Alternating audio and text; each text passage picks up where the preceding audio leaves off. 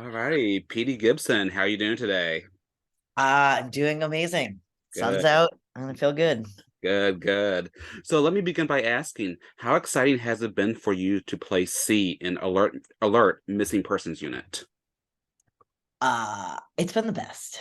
I love the show. I've been watching along every week as it airs with everybody else. And that's been really fun. And then the character of C himself, like I just love him. I would love him if I wasn't playing him. So the fact that I also get to play him is really exciting. And it was really fun to play somebody so smart and so nervous. Good, good. Well, for those who have not yet watched, why should they tune into this show? And what makes it different from other cop crime shows out there? Yeah, I think there's a lot of differences. It's produced by John Eisendrath, who showruns the Blacklist, and Mhm. Jamie Foxx. The cast itself is like incredibly diverse in a lot of different intersectional directions. I think that makes it really interesting. Like the head of the missing persons unit is Danya Ramirez, who's a Dominican actress, and like I don't know, you never get to see like these women in these power positions. So I really enjoy like the super powerful women of color on the show. Mhm. Um, I'm on the show and I'm cute as hell. I mean, that's a reason to tune in.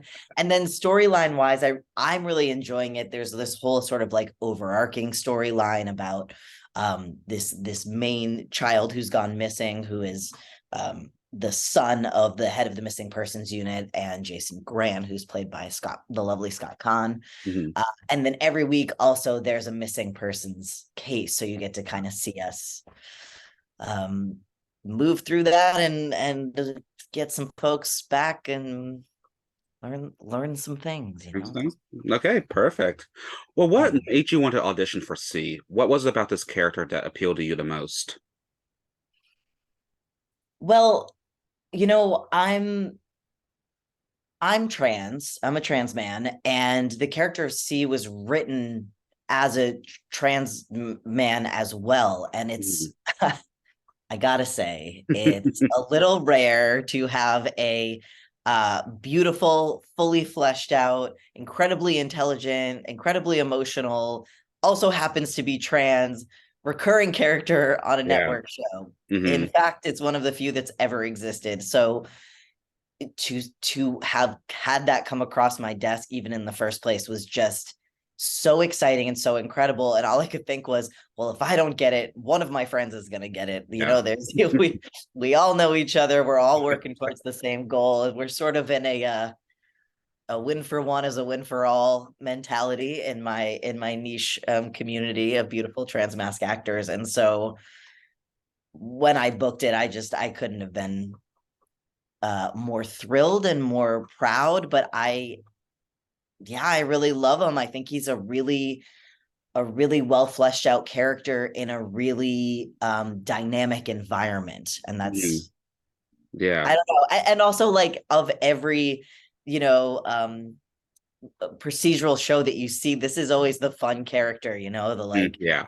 the brainiac in the lab is like a dream role, I think, for any actor regardless of identity. So Of course. Yes. So this yeah. was so this was very significant for you. It really was. It's booking any role for any type of actor is significant because there's so many of us and there's so few roles. And to get an amazing role by, a great TV writer come across your desk is like, holy crap. Yeah, exactly. And Yeah. your background primarily consists in comedy. Were you surprised when you landed the role? I'm always surprised, and I always tell myself, be confident and don't be Yeah. surprised. But I'm always like, yeah, we're doing it. Hmm. But yes, I mean, it's my background, yeah, is primarily comedy. I was a live comedian for a long time. I still do some stand-up. I'm a trained improviser, but I do audition for all types of things. Yeah. So yes, did I see that my big break would be a procedural on Fox? I didn't. I got to be honest with you, Denny. But um I love that I'm doing it, and I love that I get to bring a little levity um to the show, because obviously missing persons is a pretty serious Yeah. subject, and we don't want it to be light, of course, but it is nice to have some levity come through. Yeah, So for sure, definitely. Now, you said C is written as a trans character, Mhm. but has he announced that he's trans yet? No, it's amazing. Okay. It's amazing. It's really you know, as anyone who is trans or knows somebody who's trans, usually being trans is like just an aspect of their identity. Yeah. Uh, that's true for me. It's something I love that I'm trans. I'm excited to be trans. It is an absolute gift to my life. Um, and I'm also a million other things. And so to get a character who gets to um do their job and not just like be a trans person doing their job, or Yeah. gets to, you know, have this you know, be part of this tight team and not have it be like, and also he's trans and part of it, I'm just part of it. Yeah. And it was a really nice conversation that I had with the creator, Okay. John, when I booked the role too, to just sort of be like, you know, yeah, he's written as trans, what's the deal with that? And he's like, well, he's trans. And I was like, That's just part of him. it's it exists in reality, but it hasn't really existed a lot on television. So that's it's just been like how exciting to just get to exist as a person. Exactly. But Yeah. viewers are actually going to find out that he's a trans in the upcoming episodes. Is that correct? Yeah, we do explicitly reveal it coming up. Mhm. And it's nice that it's not based in like trauma or outing, or Yeah. it's a piece of information that um that C would like somebody to know about it. Yes, definitely. So and that's how coming out always goes for any type of identity. It's you don't walk in and order coffee and go, hey, I'm trans, I'd like a coffee. You get to know somebody, and when the time is Mhm. right, you tell them. Just tell them, yeah, definitely. So, how do you think this will affect the show moving forward? Do you think it will have any major impact? It could be positive or negative. What do you think? You know, that's a good question. I um we always hope for a positive impact. I think that, you know, in terms of for audiences, I think that when we can see something, we can humanize it. And I think, you know, there's being trans is such a there's not a huge percentage of people that are trans. Hmm. There is an inordinate amount of um coverage and words given to anti-trans rhetoric. Hmm. And so that feels really outsized and really scary. So I hope that the more people, that folks that maybe don't know a trans person or don't think that they know a trans person, if they can maybe they see me on TV and they say, oh, well, I love this character of C, and he's fun. He's got good glasses, and also he's trans. Well, now you know a trans person, and you know that I'm not trying to do anything to you. I'm You're just a just happy guy existing. trying just a happy guy trying to live my life.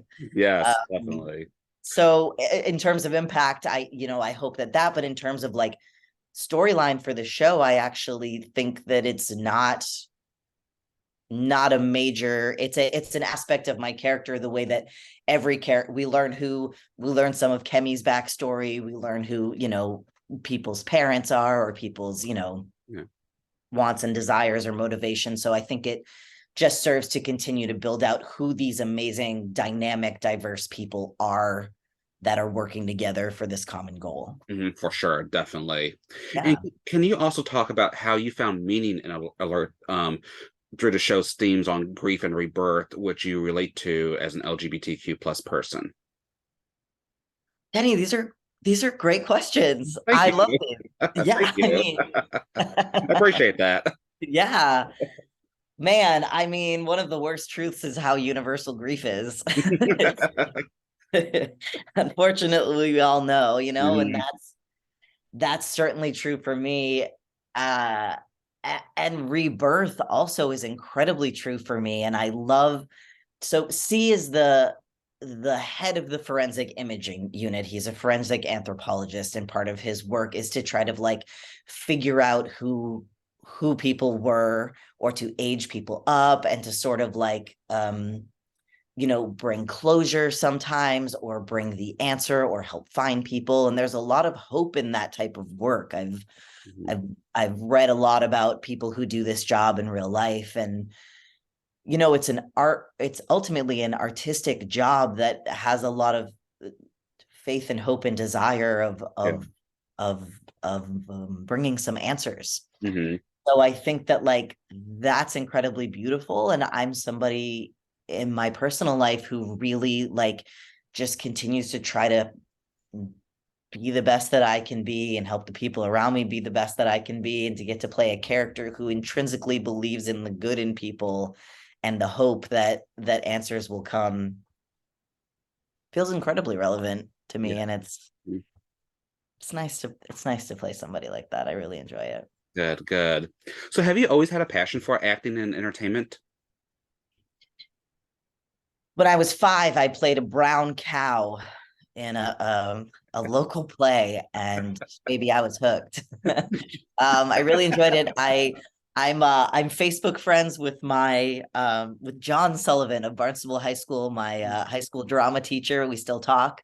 I was incredibly shy and nerdy, and had horrible stage fright. So I technically always did drama, but I mostly was like maid number 2 in Kind of background character.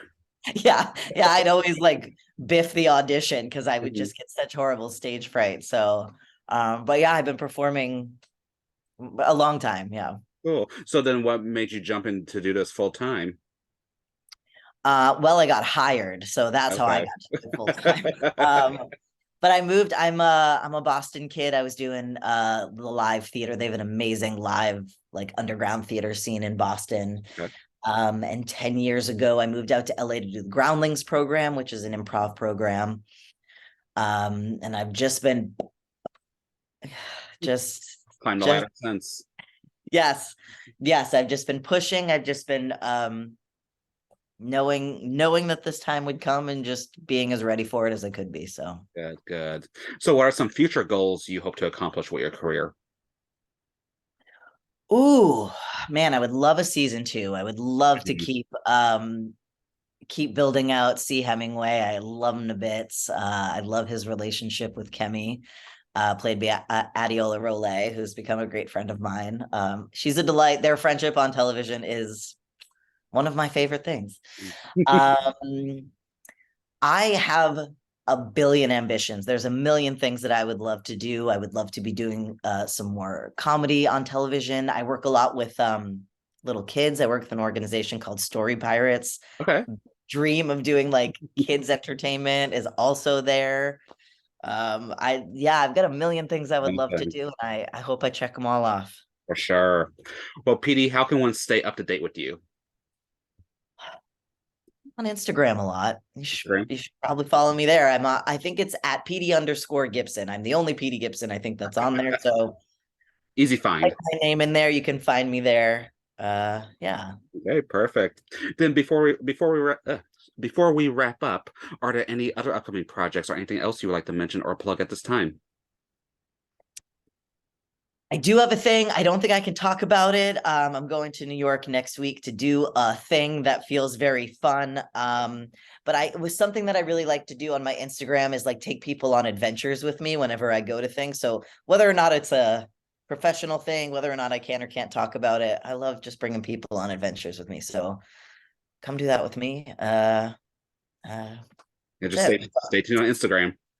That's all I can say right now. Okay, fantastic.